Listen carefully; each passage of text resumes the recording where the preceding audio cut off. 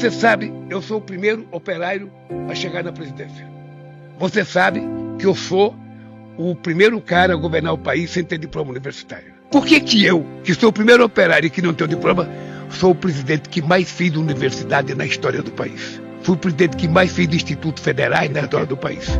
E eu fui o cara que mais fiz extensões universitárias na história desse país para evitar que o menino do interior tivesse que ir para a capital. Porque como eu não tive universidade, eu quero que as pessoas iguais a mim tenham. Por que nós criamos o ProUni? Por que nós criamos a cota? Para colocar os pobres da periferia que estudam em escola pública na universidade. Para colocar o povo negro na universidade. Sabe, porque se você não fizer isso, esse país vai ser sempre igual. Esse país era pensado, Vilela, para ser governado para 35% da população, 65% que ficasse na miséria. E o difícil é você decidir governar para todos. Eu não quero tirar nada de ninguém. Eu não quero que o filho do rico não vá para a universidade, que o filho da classe média não vá para a universidade. Eu não quero, ele tem que ir para a universidade. Agora, o que eu quero é que a filha da empregada doméstica, a patroa, tenha a mesma chance de disputar uma vaga que a filha dela. Lula disse pro Trump: você sabe que eu fui comer um pedaço de pão com 7 anos de idade? E aí isso mexeu muito com o Trump. Ele falou: pô, mas não é possível, você é presidente do Brasil. E Lula falou: eu sei, não só sou presidente do Brasil hoje, comendo pão aos 7 anos pela primeira vez, como sou o único presidente que não tem diploma universitário, mas que se você somar todas as entregas de universidade pública que todos os presidentes fizeram, desde o primeiro, desde o Floriano Peixoto, em 1889, quando tem a República no Brasil, até os meus antecessores e os que vieram no meio, eles não fizeram o mesmo número de universidade que eu, que não tenho diploma universitário. Sabe que eu passei o tempo preso, até me ofereceram botar a tornozeleira. Ele falou: não, eu não sou pombo para ficar botando tornozeleira em nada, eu vou mostrar a minha inocência. E isso chocou o Trump. O Trump falou: olha, isso aí é uma coisa que, inclusive comentando para os assessores deles, olha, isso aqui é uma figura única, isso não é comum. A pessoa ficar presa, não aceitar a liberdade a qualquer custo, querer demonstrar a sua inocência. Presidente Lula, Osasco está em festa hoje por mais essa conquista. Gente, dia de uma festa linda em Osasco. Estamos comemorando e acabamos de inaugurar a cerimônia de inauguração do Instituto Federal na nossa cidade. Uma conquista imensa para a nossa juventude. O Instituto Federal é o melhor ensino técnico do país, gratuito, forma 1.400 jovens por vez. Eles são cursos de 3 anos de duração, então a cada 3 anos nós vamos colocar 1.400 jovens muito preparados para o mercado de trabalho. Uma conquista e tanto graças ao presidente Lula. Viva o Instituto Federal, viva o presidente Lula!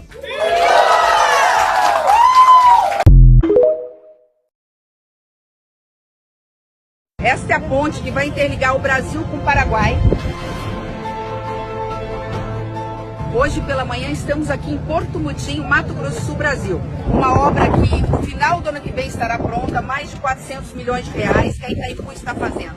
Esta é uma das rotas de integração, unir o Brasil ao Paraguai para fomentar essa região, gerar emprego, renda e encurtar a distância dos produtos que vêm de qualquer lugar do Brasil através do Pacífico para exportar para a China e trazer da China produtos mais rápido, mais barato, para sua mesa, para sua casa. É assim, é o governo do presidente Lula unido por um Brasil que possa garantir igualdade de condições para todos.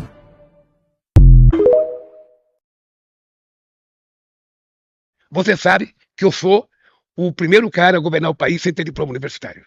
Teu filho vai entender por que eu, que sou o primeiro operário e que não tenho diploma, sou o presidente que mais fiz universidade na história do país. Fui o presidente que mais fiz institutos federais na história do país. E eu fui o cara que mais fiz extensões universitárias na história desse país para evitar que o menino do interior tivesse que ir para a capital. Por quê? Porque como eu não tive universidade, eu quero que as pessoas iguais a mim tenham. Sabe a falta que fez? Porque os ricos mandam o filho estudar no estrangeiro. Então eu quero que as pessoas estudem. Por que nós criamos o ProUni? Por que nós criamos a cota? Para colocar os pobres da periferia que estudam em escola pública na universidade. Para colocar o povo negro na universidade. Porque se você não fizer isso, esse país vai ser sempre igual.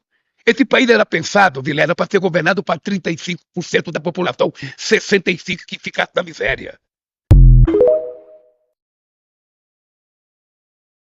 O presidente Lula inaugurou hoje no Rio de Janeiro a nova sede da Universidade Federal Fluminense, em Campos dos Goytacazes.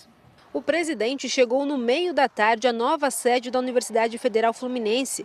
A unidade vai atender mais de 3.500 alunos. São 40 salas de aula, laboratórios e auditório. Serão oferecidos cursos de graduação em Ciências Econômicas, Ciências Sociais, Geografia, História, Psicologia e Serviço Social, além das licenciaturas nas áreas de Ciências Sociais, Geografia e História. Lula destacou a importância de uma universidade federal para a região. Portanto, a educação é a base para que tudo possa acontecer e se transformar na vida da gente, na vida de uma cidade, de um estado e na vida de um país. Tudo que a gente puder fazer para garantir uma educação de qualidade, nós vamos ter que fazer.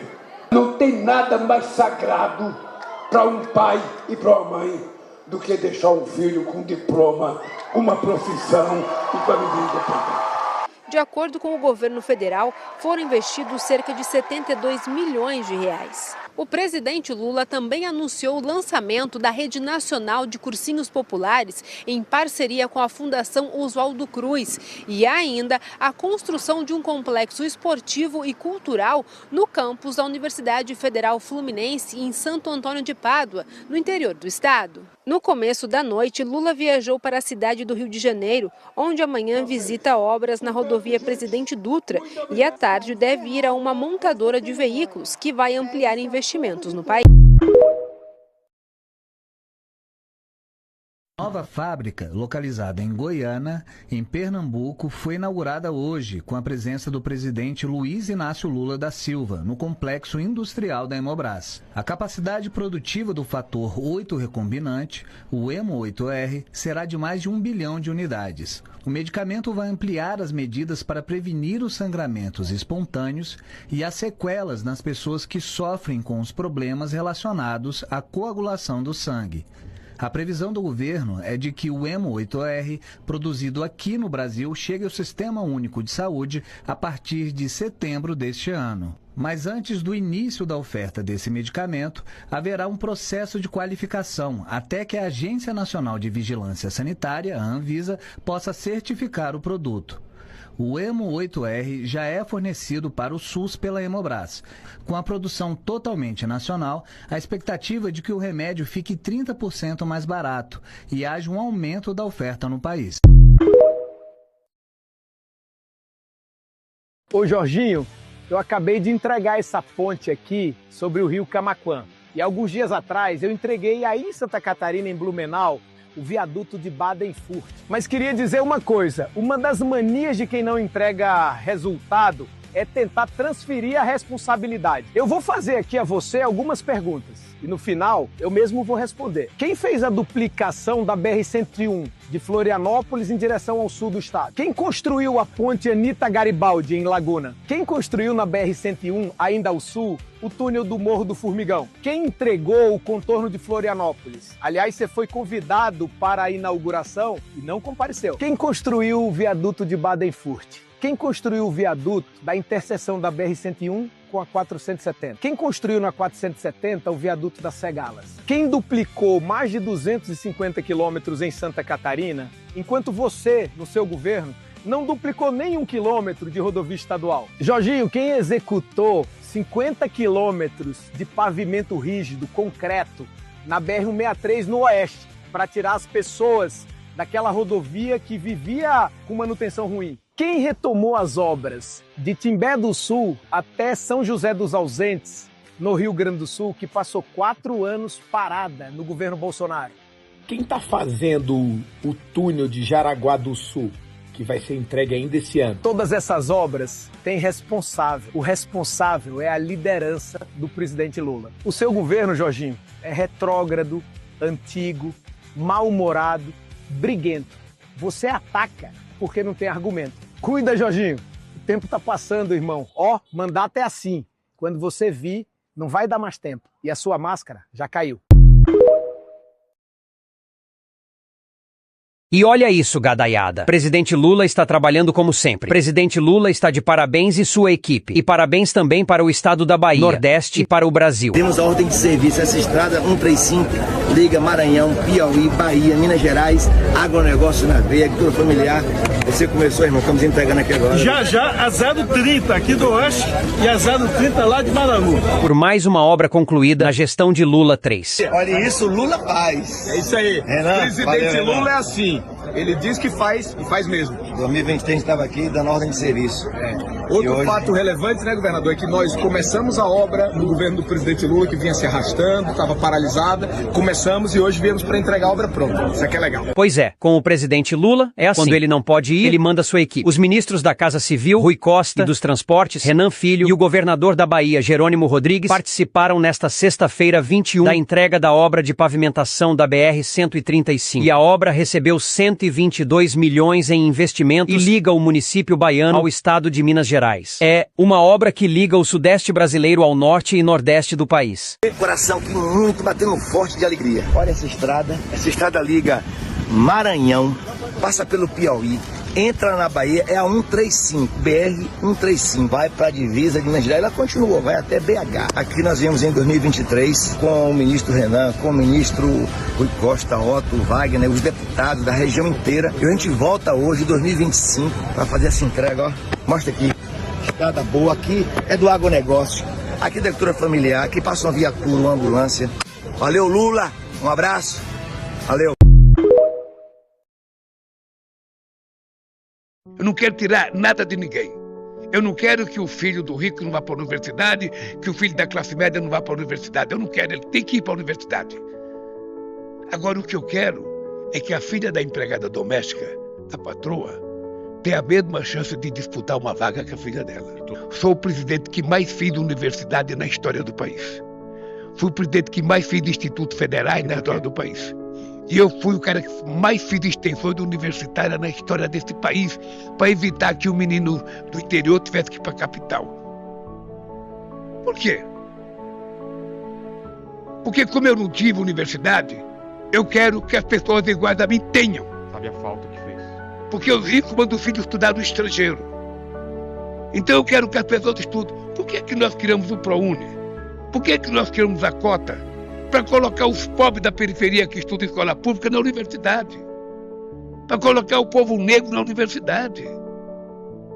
Sabe, porque se você não fizer isso, o país vai ser sempre igual. Esse é o papel do Estado, é garantir que ela tenha oportunidade e que vença o melhor. Rapaz, coração assim, explodindo de alegria. Dia de aniversário, mas olha o presente.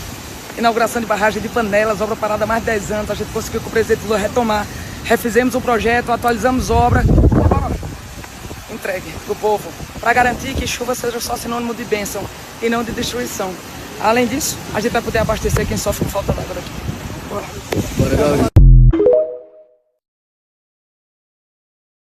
No governo do presidente Lula é tanta obra acontecendo no país inteiro que a gente tem que usar o domingo para dar conta de tanta inauguração. Aqui em Arvorezinha, interior do Rio Grande do Sul, inaugurando mais uma ponte da reconstrução. Ponte que a enchente destruiu e que o governo federal reconstruiu. Quando o presidente Lula falou que o Rio Grande do Sul ia ser completamente reconstruído, tá aqui a resposta, gente, tá aqui a palavra cumprida. Já manda esse vídeo para quem não acreditou. Aqui a gente vê também o compromisso do presidente Lula com o Brasil inteiro.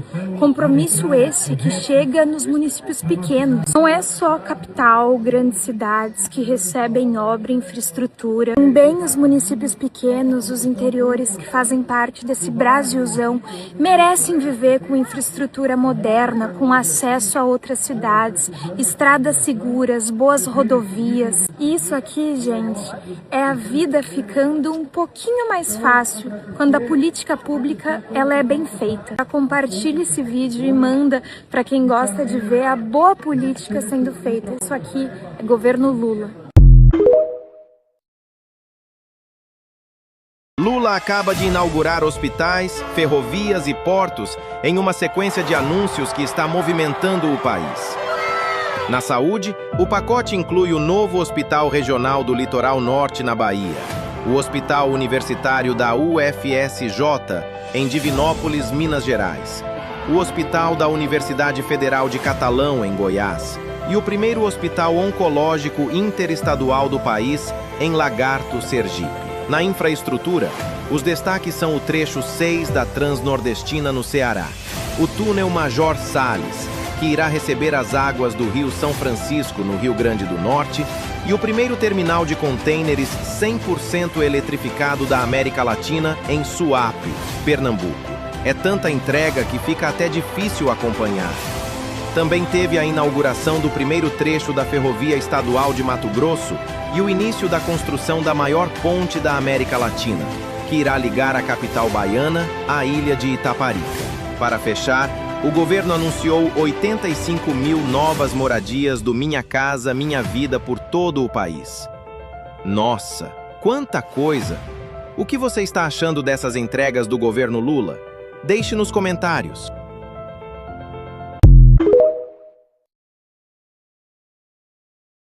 Você é famoso por dizer, eu quero um presente inútil. Isso, alguma coisa que não tem mais, que você não vai mais usar. Você pode pedir isso para outro governo. Por quê? Tudo tem utilidade. Tá, o que são essas coisas? Primeiro isso aqui, ó. Olha, é a chamada Revolução Verde Brasileira. Aqui você tem biodiesel, aqui você tem etanol e você tem SAF, você tem combustível de avião. Tudo renovável, tudo. Tudo nosso. E você sabe que o biodiesel foi criado em 2003, quando eu cheguei na presidência. Sim, lembro. Tá? E você sabe que o combustível do futuro vai fazer... Eu levei para a Alemanha, na maior feira industrial do mundo. Eu queria provar para os alemães que o nosso biocombustível é menos emissor de gás de efeito estufa do que o deles. E fomos provar isso no caminhão Mercedes-Benz. Um cara que mediu e controlou era um técnico alemão. O biocombustível brasileiro é 67% menos emissor de gás de efeito estufa que o deles. Tá? E? Esse aqui, meu caro. Deixa eu ver. Embraer? Tenha orgulho disso. Isso é o primeiro supersônico produzido no Brasil. Então é um avião caça. Caramba. Tá? Esse é sueco que está produzindo aqui no Brasil. Mesmo, hein? É teu. Tá bom. Tem a parte da fábrica que vai ser feita em São Bernardo. Ah, é? Sabe, nós estamos fazendo aqui no Brasil. Esperamos fazer para vender para outros países. E esse aqui é o rei que salva a vida. O Zé Gotinha. Sabe? O Zé Gotinha, que tinha sido abandonada no governo passado, voltou e está fazendo uma revolução, convencendo aquelas pessoas que foram induzidas a não vacinar as crianças porque virava jacaré, porque virava gay, a dizer que vacina salva vida. E muitas vidas. E a gente tem que ter orgulho de dizer, não existe no planeta Terra nenhum país com mais de 100 milhões de habitantes que tem um sistema único de saúde que funciona como funciona o nosso SUS. É por isso que o SUS ganhou respeitabilidade. E é por isso que nós estamos fortalecendo o SUS. Eu falei, traga o Tedros aqui, padre. Porque o que eu quero mostrar ao mundo é que é possível cuidar do povo pobre. Quem não tem CPF como o Tedros, que é estrangeiro, tem atendimento pelo SUS também. A gente cria o número na hora, cartão SUS pro Tedros. Então, o Tedros queria conhecer cada vez mais essas transformações no SUS. Muito obrigado.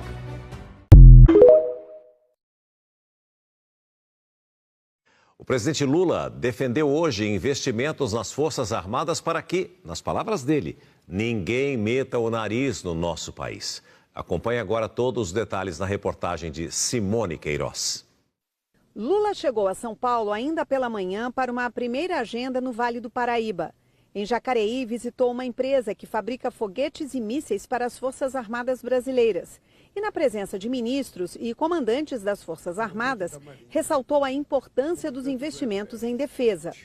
Eu quero as Forças Armadas bem preparadas, bem treinadas, com os soldados que for suficiente para tomar conta desse país, e quero ela bem preparada do ponto de vista do poderio de armamento, de conhecimento científico e tecnológico, para que a gente possa andar de cabeça erguida, sem nenhuma arrogância, falando em paz, mas preparado para não deixar ninguém meter o nariz no nosso país.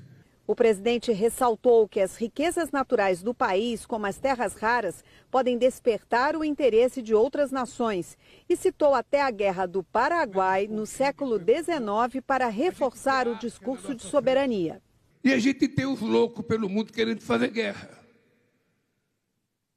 E a gente não pode se esquecer que, embora a gente só goste de paz, não pode se esquecer que um belo dia o Paraguai resolveu invadir o Brasil. E aquela guerra que parecia que era nada, durou 5 anos.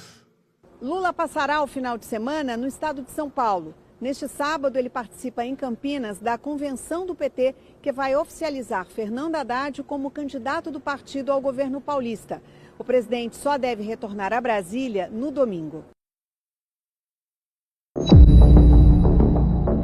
Alguém vai ter que chegar e tomar medidas impopulares para colocar o Brasil no rumo certo. O Milei fez isso com muita propriedade na Argentina. Flávio Bolsonaro foi até a Argentina, recebeu o apoio de Milei e prometeu fazer no Brasil um tesouraço inspirado na motosserra argentina. Mas o que a motosserra cortou? Na saúde, o governo Milei cortou quase metade do orçamento federal, encerrou programas e demitiu mais de 2.000 trabalhadores do Ministério da Saúde. E quem sente primeiro esse corte é quem depende do hospital público. Na Argentina de Milei, o consumo de carne bovina caiu ao menor nível desde o início dos registros, em 1914. Com a perda do poder de compra e a alta dos preços, os argentinos passaram a escolher alternativas mais baratas.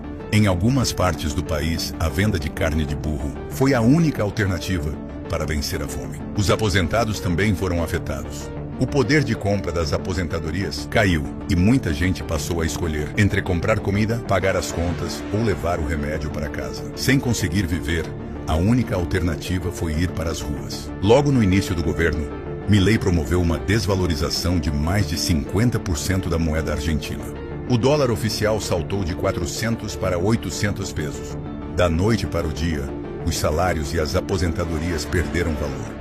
Os produtos ficaram mais caros e o poder de compra dos argentinos despencou. Tarcísio chama Milei de exemplo. Flávio promete trazer seu tesouraço para o Brasil. Agora que você sabe o que a motosserra cortou na Argentina, fica a pergunta: você quer isso para o Brasil? A intervenção dos Estados Unidos no Brasil ganhou mais um capítulo. Depois dos ataques contra a nossa economia, contra a nossa soberania, contra o PIX, agora a Embaixada dos Estados Unidos no Brasil chamou uma reunião com influencers da extrema-direita fascista para articular e também coordenar ações junto ao governo dos Estados Unidos. O Donald Trump vai despejar milhões de dólares aqui nesses influencers, vai alterar inclusive os algoritmos do Instagram, Facebook, YouTube, das redes sociais, e presta bem atenção porque isso já deve estar acontecendo agora, né? Vários canais estão perdendo engajamento justamente por essa alteração proposital vinda dos Estados Unidos, é o caso inclusive do meu canal, mas isso já era esperado, o que vai nos colocar num desafio ainda maior, que é compartilhar, curtir, distribuir todo o conteúdo para o maior número de pessoas, porque eles estarão articulados com o governo dos Estados Unidos, com as Big Techs e também com milhões de dólares sendo injetados de forma ilegal. Então, hoje temos mais um capítulo que é justamente essa reunião dos influencers da extrema-direita financiados e que também se encontraram na embaixada para pensar ações conjuntas durante o período eleitoral. Eles sabem que não vão ganhar na urna, eles sabem que quando o eleitor fizer análise entre as propostas, a proposta do presidente Lula é infinitamente superior porque protege o povo brasileiro enquanto eles querem entregar o nosso país para ter benefícios individuais, mas nós sabemos o poder das redes sociais e nós sabemos do poder da desinformação. Não por acaso o Cássio Nunes Marques, que é o presidente do TSE, disse que está tudo certo fazer deepfake, ou seja, eles estão tentando e testando, e por isso fizeram aquilo no lançamento da candidatura do Flávio Bolsonaro, colocando o vídeo do Jair Bolsonaro em deepfake, para justamente tentar esgaçar a nossa democracia e a nossa legislação, fazer testes para eles operarem durante o período eleitoral. eleitoral. Então será uma eleição muito dura, muito difícil nas redes sociais e nós precisamos de mobilização e também divulgar ao máximo os nossos canais, os nossos meios de comunicação e também curtir, compartilhar, comentar para que a gente faça uma luta justa contra uma superpotência que tenta intervir nas nossas eleições para acabar com a nossa soberania e com a nossa dignidade de sermos brasileiros. Resistimos até aqui, agora é hora de derrotar o fascismo. Ninguém faz nada sozinho, até a vitória sempre. Eu nunca vi nenhum partido e nenhum político de direita defender e lutar pelo fim da fome. Eu nunca vi a direita defender justiça social. Eu nunca ouvi a direita falar em igualdade racial. Nunca ouvi falar em casa popular, falar em renda. A minha filiação não foi um convite. Foi uma escolha de vida. Eu cresci vendo a minha mãe na pastoral da criança, junto com outras mulheres, fazendo aquelas multimisturas para ir nos bairros pobres matar a fome das crianças. E eu cresci vendo o meu pai criar um sindicato de trabalhadores, enfrentar empresários do ramo madeireiro, da construção, para dizer que sim, peão tinha direito trabalhista. Então eu entendi qual era o meu lugar. E foi aí que eu comecei a lutar e defender e trabalhar nas campanhas eleitorais, até que em 2003 aquilo me tocou e eu disse, eu vou me filiar e eu vou ajudar agora na construção partidária. Se o 8 de janeiro de 2023 fosse no ano de 1971, o que teria acontecido com esses que quebraram e depredaram todos os prédios de Brasília em nome da manutenção do ex-presidente Jair Messias Bolsonaro na presidência da República? A pergunta que eu quero fazer ao Brasil e a todos os brasileiros, a exemplo do que nós vimos no filme Ainda Estou Aqui, eu vou responder. Todos teriam sido mortos, presos, torturados e mortos e descartados em alto mar, como foi o caso do Rubens Paiva, ex-deputado federal desta casa.